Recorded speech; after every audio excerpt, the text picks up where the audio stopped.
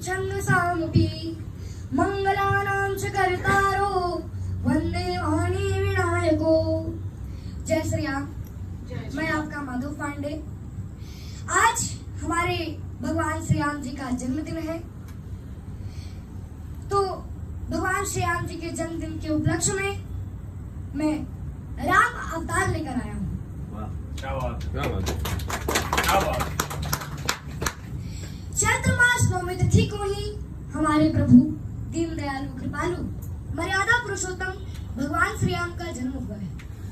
बाबा तुलसीदास जी लिखते हैं कि नवमी भौमवार मघ मासा अवधपुरी चरित प्रकाशा। रामचरितमानस का निर्माण भी चैत्र मास नवमी तिथि को ही हुआ था। मर्यादा पुरुषोत्तम भगवान श्री राम जी के जन्म उत्सव को सिर्फ भारत में ही नहीं बल्कि विदेशों में भी रह रहे हिंदू भी बड़ी धूमधाम से रामनवमी का त्योहार मनाते हैं। मान्यता है कि इस दिन सरजू नदी में स्नान करने से या नहाने से सभी पाप नष्ट हो जाते हैं और भक्तों को भगवान श्री राम जी की कृपा भी प्राप्त होती है। भगवान राम के जन्म का अनेकों कारण है, क्योंकि रावण ने भी ब्रह्मा जी से वरदान मांगा था कि हम काहू के मारे न मारे ओ बानर मनुज जाते दो बारे। मतलब कि हम किसी के मारने से नहीं मरे, हमारी मृत्यु केवल बंदर और मनुष्य के हाथों से हो। जब ब्रह्मा जी ने मस्तु कह दिए तो रावण मन ही मन मुस्कुराया कि बंदर और मनुष्य को तो मेरे राक्षस सेना ऐसे ही खा जाएंगे। इसलिए भगवान श्री हरि को अवतार धारण करना पड़ा। अवतार की धारणा सार्वभौम है। हिंदू धर्म शास्त्रों के अनुसार 10 और 24 अवतारों का उल्लेख श्रीमद् भागवत में मिलता है।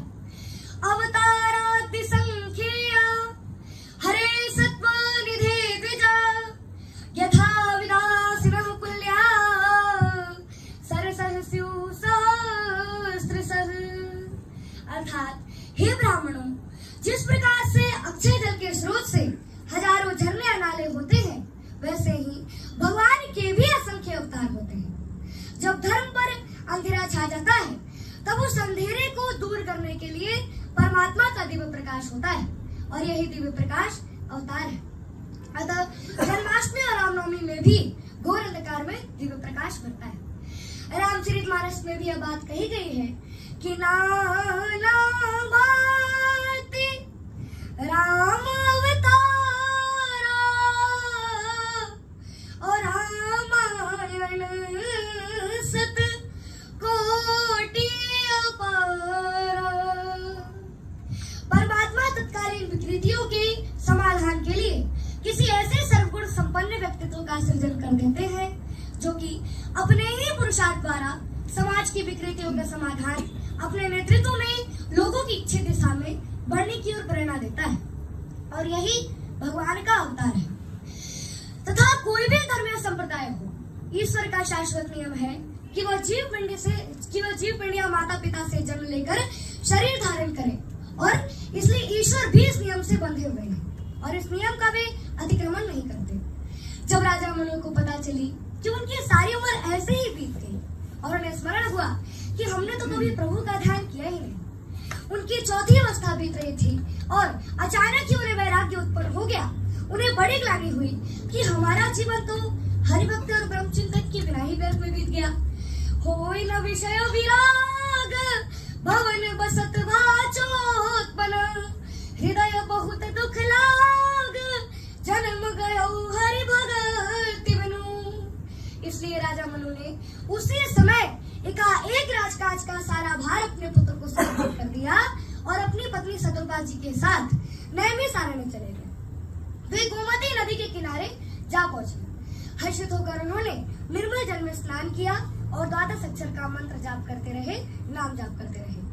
12 अक्षर मंत्र पुनि जप ही सहित अनुराग वासुदेव पद पंकरुह दंपति मन तिलाग। 10,000 वर्ष तक मनु जी महाराज और उनकी पत्नी शत्रुपा जी एक पैर पर खड़ा होकर जाप करते रहे, तब करते रहे।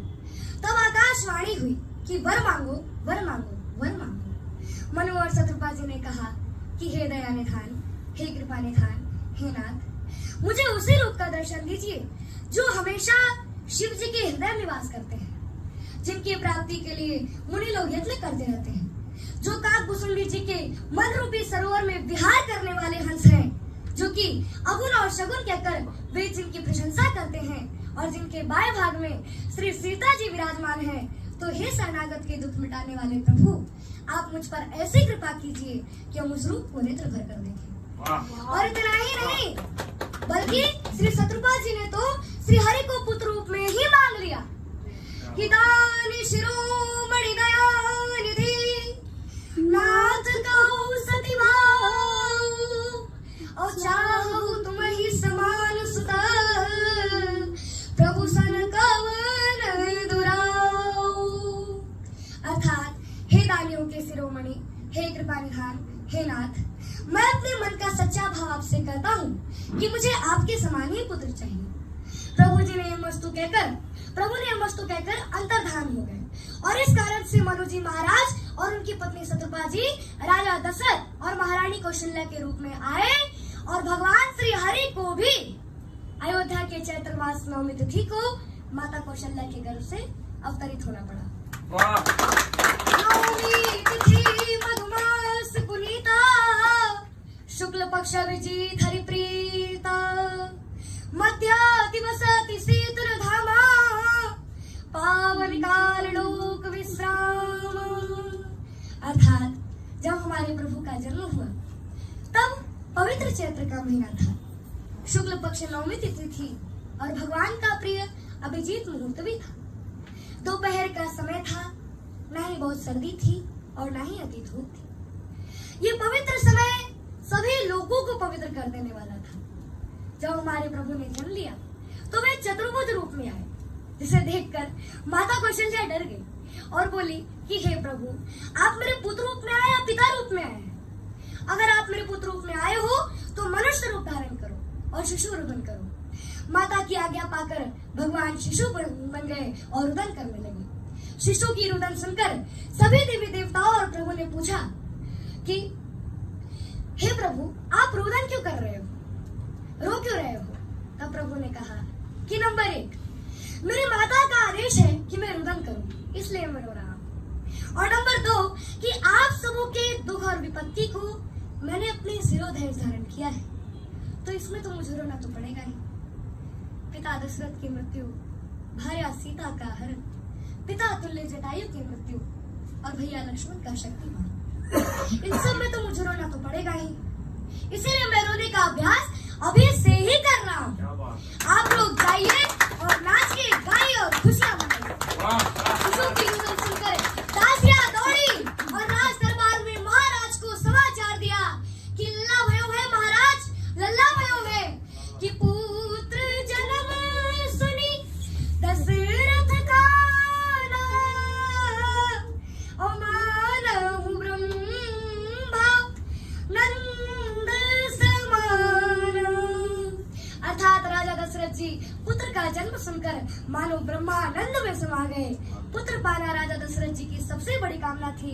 उन्हें एक भी पुत्र मिल जाता तो वे धन्य हो जाते, लेकिन आज तो उन्हें चार पुत्र प्राप्त हुए हैं। चारों ओर बधाइयां बज रही है। सभी देवी देवता, यक्ष, गंधर्व, किन्नर सभी लोग खुशियां मना रहे हैं, नाच गा रहे हैं और राजा दशरथ जी से बधाइयां ले भी रहे हैं और साथ में बधाइयां मांग भी रहे हैं कि कंगन ले बोझी ललना के बधाइया, कंगन ले बोझी ललना के बधाइया, हाथी ले वो घोड़ा ले वो माल खजाना तोड़ा ले वो, हाथी ले वो घोड़ा ले वो माल खजाना तोड़ा ले वो, अरे दूध पिए के खातिर ले वो तेनू गैया, कंगन ले बोझी ललना के बधाइया। और माता कौशल्या भगवान श्री राम जी को गोद में लेकर भोग लगा रही है और बड़े ही आनंदित हो रही है, बड़ी ही सुख पा रही है कि राघव लला को खिलावे कौशल्या मैया ते सुख पावे, राघव लला को खिलावे कौशल्या मैया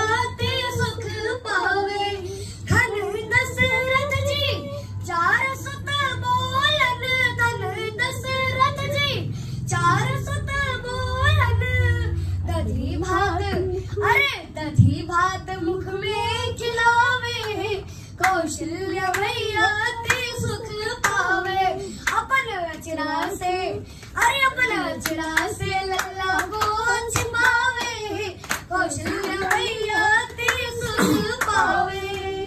भगवान कुछ बड़ी आवे तो श्री राम की जय।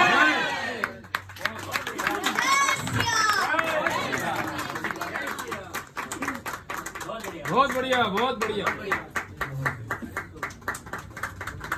तो एक्चुअली सफल हो गया हमारा। इसको ना एक दिन अच्छे से ना हम लोग कपड़ा वपड़ा पहना के भगवा पूरा ये सब मट्ठा वट्ठा लगा के एक शो करूंगा मैं।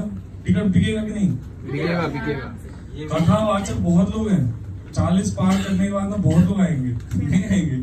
बाबू बहुत बहुत धन्यवाद आपका, आपने शो सच में सफल कर दिया। एक्चुअली हमें यही चीज चाहिए। माइंड कितना शार्प है। जो इस मैं सच बता रहा हूँ, हम में से मुझे नहीं लगता 2 लाइन भी आता हाँ, होगा। नहीं नहीं। हम लोग फॉलो करें किसको? यूएस को। और घर में ना क्या चल रहा है, नेता लोग सोच रहे युवा के बारे में, और युवा हिलाने में लगे पड़े नींव को। वोट देने के लिए उनके पास टाइम नहीं है। बताओ कौन जाना चाहे, उस दिन भी गर्लफ्रेंड को फोन करेंगे, भाई आ जाएगा। आजकल लेकिन गर्लफ्रेंड सबको थोड़ी रहती है। गर्लफ्रेंड भी ब्रो करके बात करते हैं यार, मुसीबत है। चलो बाबू बैठो। लेकिन गर्लफ्रेंड सबकी थोड़ी रहती है भाई। मैं जाऊं।